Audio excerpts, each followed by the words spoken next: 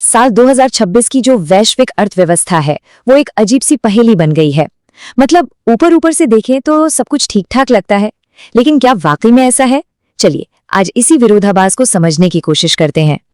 देखिए, महामारी के बाद दुनिया ने एक के बाद एक कई झटके झेले हैं, पर हमारी अर्थव्यवस्था ने सच कहूं तो सबको हैरान कर दिया है। वो किसी मजबूत चट्टान की तरह हर मुश्किल के सामने खड़ी रही। और इसका सबसे अच्छा उदाहरण है शेयर बाजार। पिछले एक साल में खासकर आर्टिफिशियल इंटेलिजेंस यानी एआई को लेकर जो उम्मीदें जगी हैं, उसकी वजह से बाजारों ने जबरदस्त तेजी दिखाई है।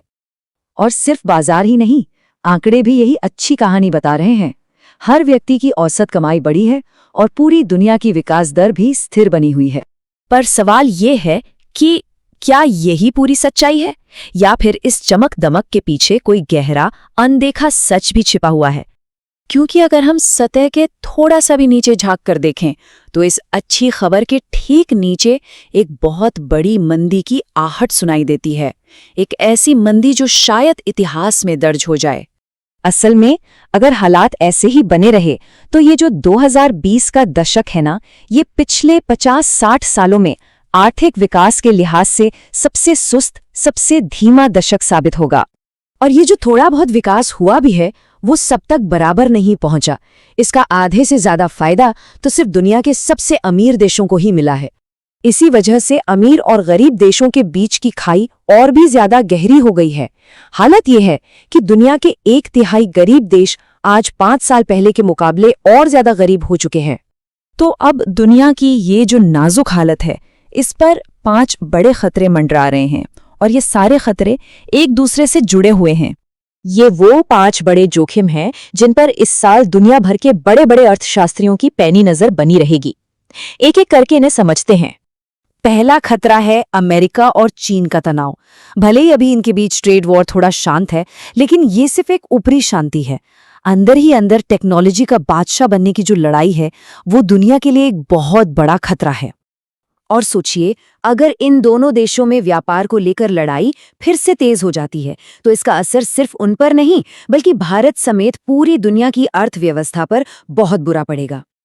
दूसरा खतरा है दुनिया के अलग अलग कोनों में चल रहे युद्ध।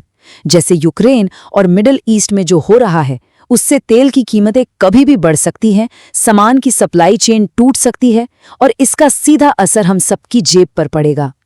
तीसरा खतरा थोड़ा टेक्निकल है। देखिए, पिछले साल दुनिया के ज्यादातर बड़े सेंट्रल बैंकों ने एक साथ मिलकर ब्याज दरें घटाई थी, लेकिन अब सब अपनी अपनी राह पर चल पड़े हैं।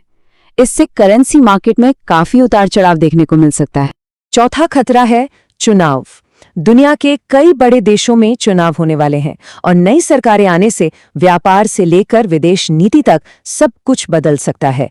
ये एक बहुत बड़ी अनिश्चितता पैदा करता है। और अब आते हैं 5वें और शायद सबसे बड़े खतरे पर। यह है अमेरिकी सरकार का लगातार बढ़ता हुआ कर्ज। ये कर्ज अब लगभग $38 ट्रिलियन हो चुका है। सच में ये इतनी बड़ी रकम है कि इसके बारे में सोचना भी मुश्किल है। इसका सीधा सा मतलब ये है कि अमेरिका पर उसकी कुल सालाना कमाई से भी 24% ज्यादा कर्ज है। और जब अमेरिका जैसी बड़ी इकोनॉमी पर इतना कर्ज होता है तो उसका असर पूरी दुनिया के ब्याज दरों और निवेश पर पड़ता है।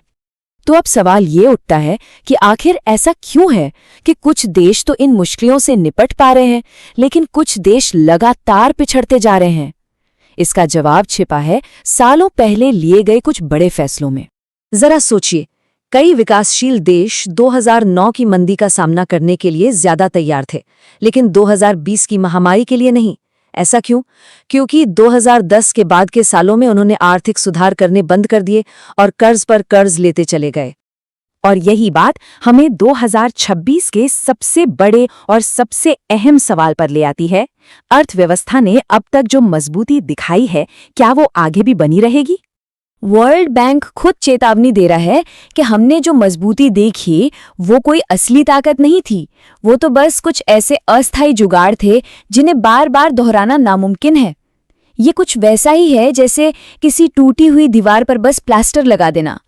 तो आखिरी सवाल यही है, क्या सही आर्थिक नीतियां हमें आने वाले खतरों से बचा पाएंगी, या फिर वैश्विक अर्थव्यवस्था की अच्छी किस्मत का दौर अब खत्म होने वाला है? ये एक ऐसा सवाल है जिसका जवाब हमें आने वाला वक्त ही देगा।